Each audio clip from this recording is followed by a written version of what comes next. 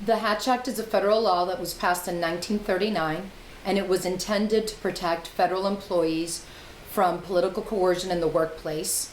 The purpose being to ensure that the merit system is protected and that federal employees are advanced in federal service based on merit and not based on political affiliation. In addition, one of the other purposes was to ensure that federal programs are administered and federal services are provided for in a nonpartisan fashion. The main provisions that you need to be aware of as a federal employee, generally, there are 5 prohibitions. The first is that federal employees are prohibited from using their official authority to interfere with the results of an election.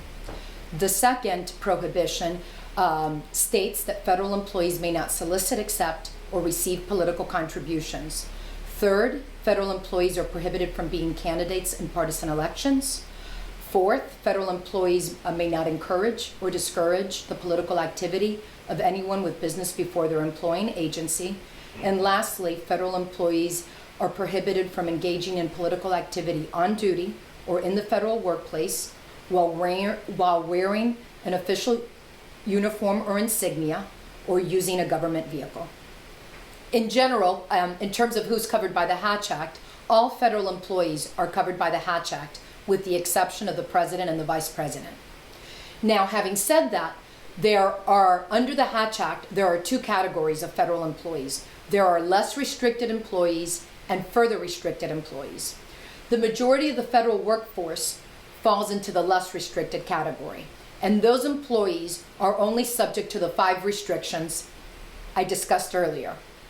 With respect to further restricted employees, not only are they subject to the 5 general prohibitions that I mentioned earlier, but they are also prohibited from actively participating in political management and political campaigning.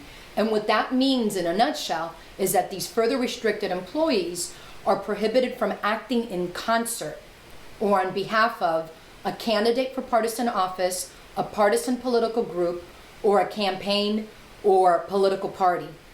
And just to give you an idea of who's further restricted, those employees are mostly found in law enforcement or intelligence type agencies, like, for example, the FBI, the Secret Service, the Federal Election Commission, or even our office, the Office of Special Counsel, is further restricted.